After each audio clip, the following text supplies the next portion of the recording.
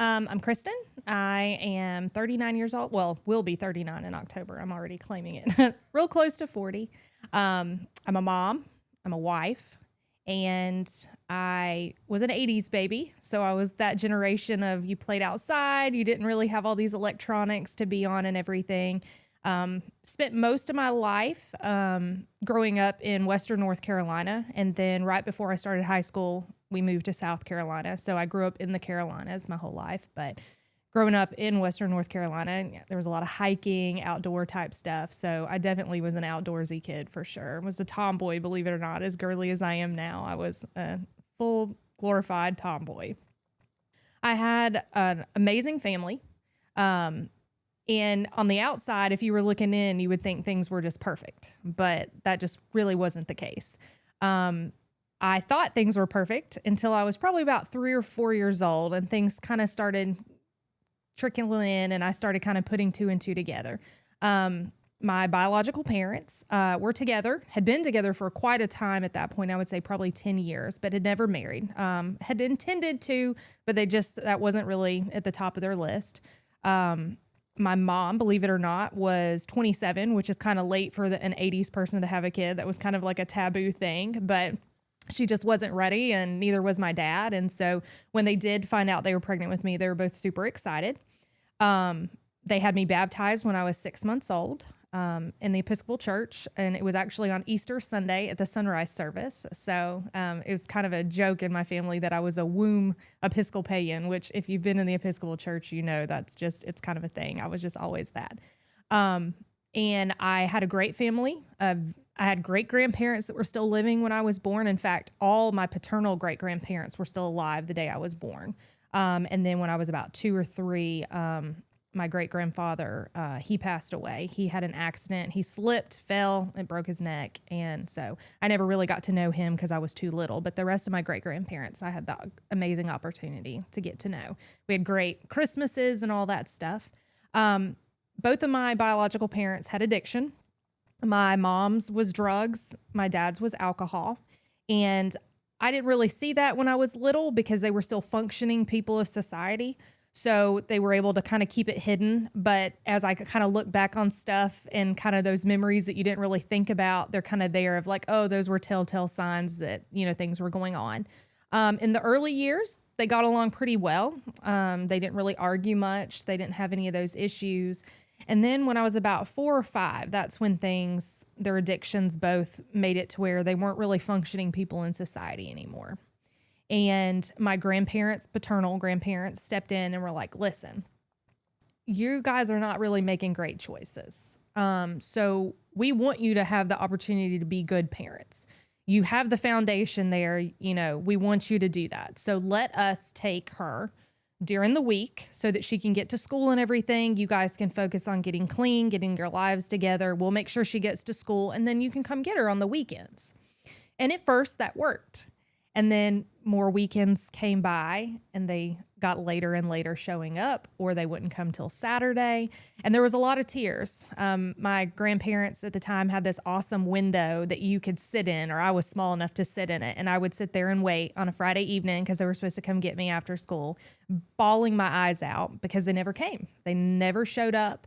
And you just have that like, well, why don't they want me? Like, why aren't they coming to get me? And so that's when I started having some doubts and everything in my life and some confusion as to, well, am I not important enough? Like, why aren't they coming? And I didn't really understand the addiction at that time that they had going on. One of the weekends that they did come to get me was kind of the final straw. My grandparents had gone on a trip. They were finally, trying to enjoy themselves, in their older years of life and everything. And my parents got busted driving while under the influence, and I woke up in the back of a cop car at 3:00 in the morning. And I had no idea what was going on. I was with strangers, and you're a kid and you don't understand why there's blue lights going on, because when I went to sleep, I was in my house, in my bed, and then I wake up and I'm in a cop car, which I had no understanding of and everything. And they both got arrested that night. And because my grandparents were out of town, they didn't want to just call any of the other family And so they ended up just calling some of their friends, which I'd never met before. And they showed up in the night to get me and everything. And so it's like probably 5 a.m. at that point, and I'm leaving with people I don't remember. They knew them, but I didn't. And so it was just a really uncomfortable feeling and everything of just kind of being, passed around, and everything wasn't good. So when my grandparents got back into town, they were very upset because they had given them these opportunities to get their life together, and it wasn't lining up, and they just weren't choosing the right path for me. And so my grandmother said, we're not doing this anymore. I need to know that she's okay at night. I need to know that she's safe. If you two aren't going to make safe choices, that's on you. Like, I love you both and I want the best for you, but she's an innocent child that has no say in this, and you're not making safe choices. So we are going to push for adoption, and you have one of two choices. You can either sign this and, keep it light, and if you can get your lives together, we will allow you to see her. If you don't, you won't ever see her again. I will make that my mission because she deserves to have a life.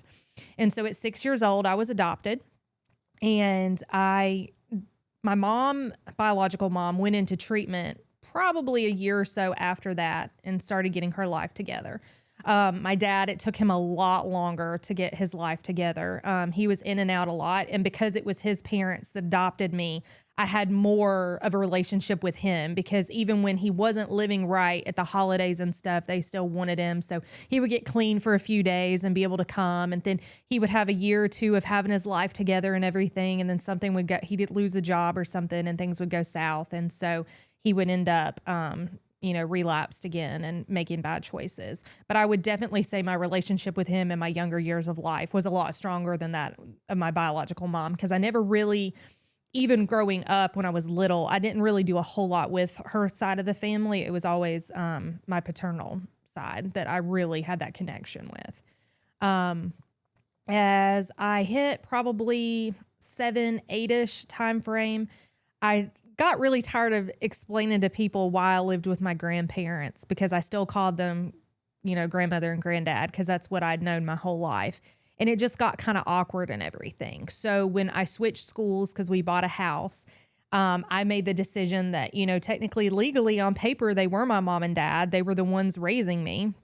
And so I just started calling them mom and dad, and it just kind of ended that awkwardness for me, the anxiety of trying to explain to people, because I didn't want to tell strangers why my grandparents had to adopt me. That's kind of a weird conversation to have when you're in elementary and middle school and everything. And so just in their eyes, I was just a spoiled kid who had older parents. And so they just didn't know that in the reality behind everything. As the years went on, I would see my mom usually at the holidays or my birthday, that kind of thing. But that was really about it. I never obviously stayed with them because I was legally adopted. My bio dad, like I said, he was in and out more because my paternal grandparents had raised me. But there would be times where I wouldn't see him. He would be out of the house and everything, and he wouldn't be staying with us. One of the cool opportunities I had, though, during that time frame was that my grandparents wanted me to constantly be in the church. They didn't want me to ever doubt that relationship with God, because there was a lot of anger there for a while. I didn't understand why I was stuck with old people, because I wanted to be with young people. I wanted, my youthful parents, because my dad, he was an avid hiker and camper, and he loved being outside and everything. And he would play basketball and he would do all the things. And then I move in with older people, and the energy is just not quite the same.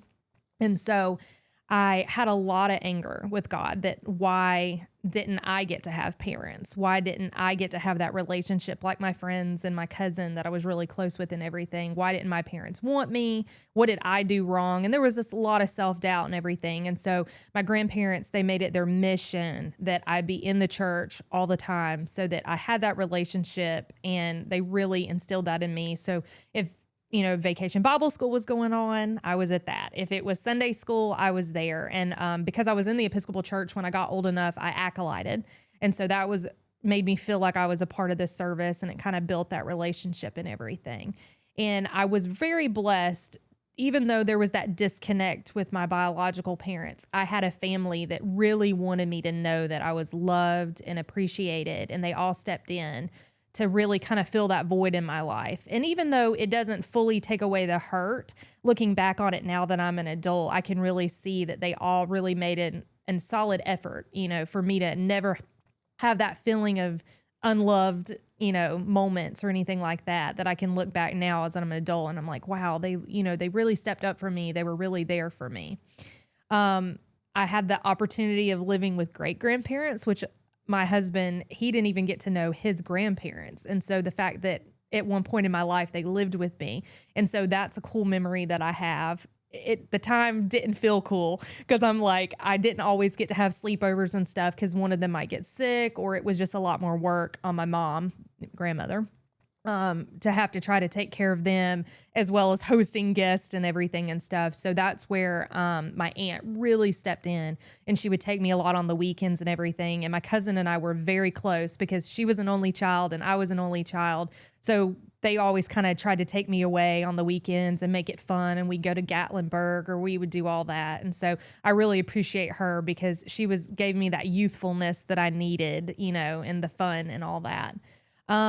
Things were pretty good for a while until I got to high school, and my dad had moved in with us again, said, I'm going to get my life together. And he just didn't. And I really felt let down because I felt like, okay, we've moved to a different state. I've had this clean start, and then you've made a mistake again. Like, are you never going to get it together? And at that point he was like, no, I need to do this. I need to get clean. And so he went through rehab and he got himself together, and he did really, really well. And we were super happy about that, to see him thriving and doing well. And during all that time, my biological mom had done the treatment. She had done everything she did, carried several jobs. And then once her record was to a certain point, she became a CNA, went to college and everything, got a job, and was able to do all that. And of course, I still didn't stay with her or anything because I was adopted, but I was able to see her more and everything, especially in high school because I could drive. So I would drive up to see my mama at the nursing home, and then I would also go see her for the day and everything. So it was a lot faster for her to get clean. It took my dad a lot longer. And so that was the unfortunate part because, like I said, I had more of a connection with him, believe it or not, just because I guess I got more time with him as I was growing up. And so I was really let down with him because I think every little girl wants their dad to, they look up to them and they have that role model thing. And I just was lacking that with him. But I had an incredible grandfather that stepped up to that father figure for me. And he was that role model that I needed, that would push me when I maybe wasn't being my best, or when I needed, just you can do this moments. And so I'm grateful for him for that. And then I graduated high school. Everybody was clean. Everything did that. Had a great life. Got married. I married a military man. And so my dad relapsed again. And that was hard. And I thought, I'm an adult at this point. I love you, but I'm not going to put myself through this again. I have a say now. When I was a kid, I really wanted that relationship. So sometimes I would push past the hurt and everything to try to get that relationship going. And I really knew better than to open my heart completely back up again. So I was like, no, I love you. I want the best for you. I pray for you every night, but I just can't do this again.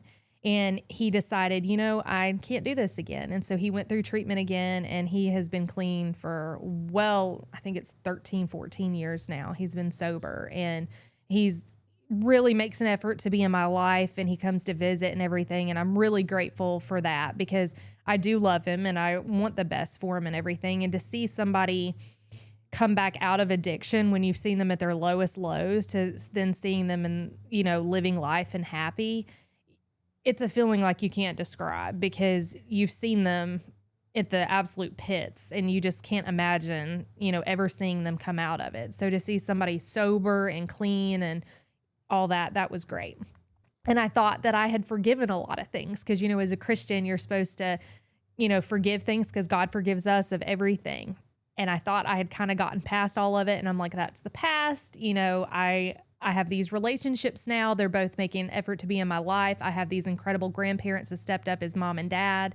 and they're there for me in ways that I can't even begin to describe. Like they've just always been there. And so I'm so grateful for them, to push back retirement and to take on a little kid. I'm just so grateful because there's so many people that didn't have family that they got to stay with. They got put in homes or, separated. And so I'm grateful to have family that wanted me and pushed for me. And then I became a mom, and a lot of that hurt came back out. Not so much at my dad, believe it or not. It was on my mom's side.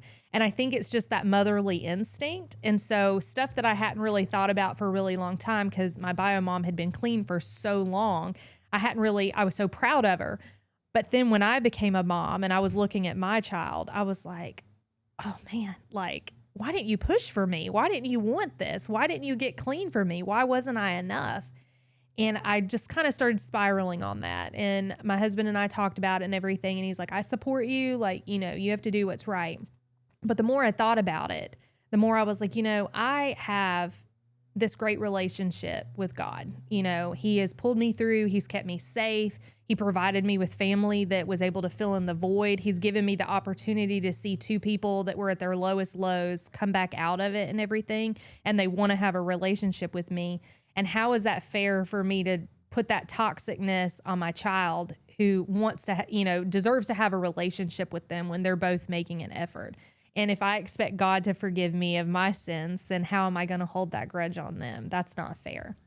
And so that was honestly probably one of my deepest points with God. And I think the maturity was there and just a better understanding. I knew God had been in my life all along. He had kept me safe. He had pulled me through. He had been there every step of the way, keeping me safe, because I could have easily been hurt as a kid, with them driving with me in a vehicle and them both under the influence. But he always kept me alive and safe. And I think it was to get to see them on the other side of it and clean. And so I just made a choice then. I'm like, I can stay bitter about this, but it's not going to be good for my life. It's not going to be good for my daughter's life. And so I said, I have to give this back to God. It's what's done is done, and I just need to let go of it. And so I've always made a huge effort to never let my daughter have to feel any of that. She understands that my grandparents are actually mom and dad to me. And that was kind of confusing to her because in her eyes, she's like, but wait a minute, how are they this and that? And so the best way I could describe it to her was that I had two parents that loved me. And because they loved me, they made a hard choice. And that was to let my grandparents raise me and take care of me because they just couldn't do that at that time. But now you have the best of both worlds because now you're getting to see them on both sides of it and everything. And you don't have to see that side. But they're both very strong people that were able to pull themselves out. And that's something that we should be grateful for. And I don't want to deny you that because you deserve the truth, but you just need to know them for who they are now. Because I don't want my dad to ever be judged for just being an alcoholic because he's so much more than that. And same thing for my mom. I don't want her to be known as just a drug addict because she's been so much more for that. She took care of people in their final days, in the nursing home and stuff. And then she did hospice. And so I don't want them to be remembered as just an addict and an alcoholic because I've seen them come out of it and make things of their lives and everything. And I think everybody deserves a second chance. And I'm not a perfect Christian and I don't have this perfect life and I sin every day. And so I'm no better than somebody that's, made a really bad choice in life. And so that's kind of what led me to my strength with God. And I feel like I've been closer ever since being a parent. It's just brought this clarity to me that maybe I didn't have when I was younger, or I thought I had figured out and solved and had kind of buried deep in that, like, oh, I'm good. Like I've forgiven that, which in reality, I guess I had just, swallowed it and didn't really cope with it or deal with it. So to have that clarity and peace, it's an amazing feeling because then I feel like I can truly say I'm a Christian. I can truly say that I'm setting my daughter up, to have a good Christian based household and everything. It's just the honesty and and just being there for her. And I think honestly, that's been my purpose on this earth. It was nothing else, is to be a mom and to just fulfill that I maybe was lacking, that I didn't have for my biological mom, but that my grandmother was able to give me. I want to be able to be that support for her, and so that she doesn't ever have that feeling of not being wanted or loved or question that relationship and everything. So that's what's led me to today in my relationship with God. Man, praise God. What another great testimony. My name is Caleb Hurley. This is the Jesus Shift podcast. We've got new testimonies every single week. Subscribe to the channel, leave a like, and watch another video. God bless and have a great rest of your day.